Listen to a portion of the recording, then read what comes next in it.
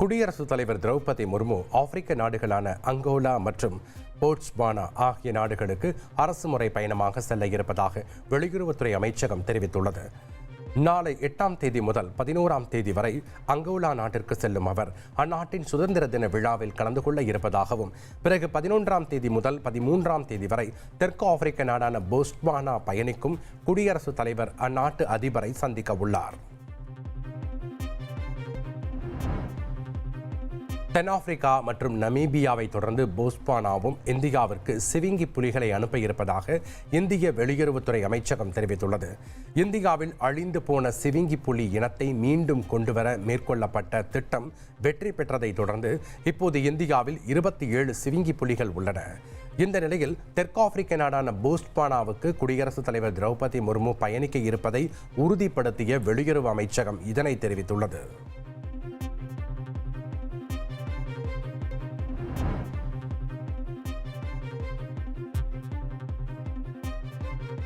தமிழகத்தில் டிரான்ஸ்பார்மர் கொள்முதலில் முறைகேடு நடந்துள்ளதாக அறப்போர் இயக்கம் தொடர்ந்த மனுவை நீதிபதி சுரேஷ் தலைமையிலான அமர்வுக்கு மாற்ற நீதிபதி ஜெகதீஷ் சந்திரா பரிந்துரைத்துள்ளார்.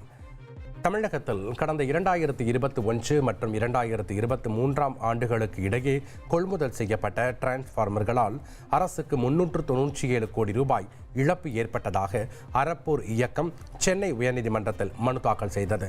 இதே குற்றச்சாட்டில் அதிமுக தொடர்ந்த வழக்கு ஏற்கனவே நீதிபதி சுரேஷ் தலைமையிலான அமர்வில் உள்ளதால் இந்த வழக்கையும் அங்கேயே பட்டியலிடுவதற்கு நீதிபதி ஜெகதீஷ் சந்திரா தலைமை நீதிபதிக்கு பரிந்துரைத்தார்.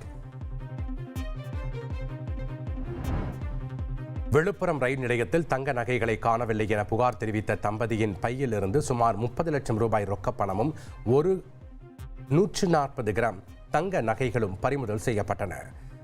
சென்னை சைதாப்பேட்டையைச் சேர்ந்தவர்கள் ருக்மணி மகாலிங்கம் தம்பதி. இருவரும் இன்சூரன்ஸ் நிறுவனத்தை ஏமாற்றுவதற்காக விழுப்புரம் ரயில் நிலையத்தில் தங்களது நகைகளை காணவில்லை என புகார் அளித்தனர். இதையடுத்து அவர்களது பையில் இருந்த நகை மற்றும் பணம் பறிமுதல் செய்யப்பட்டது. இருவரும் இன்சூரன்ஸிற்காக தங்க நகைகளை உருக்கி விற்பனை செய்பவர்கள் என்பதும் விசாரணையில் தெரிய வந்துள்ளது.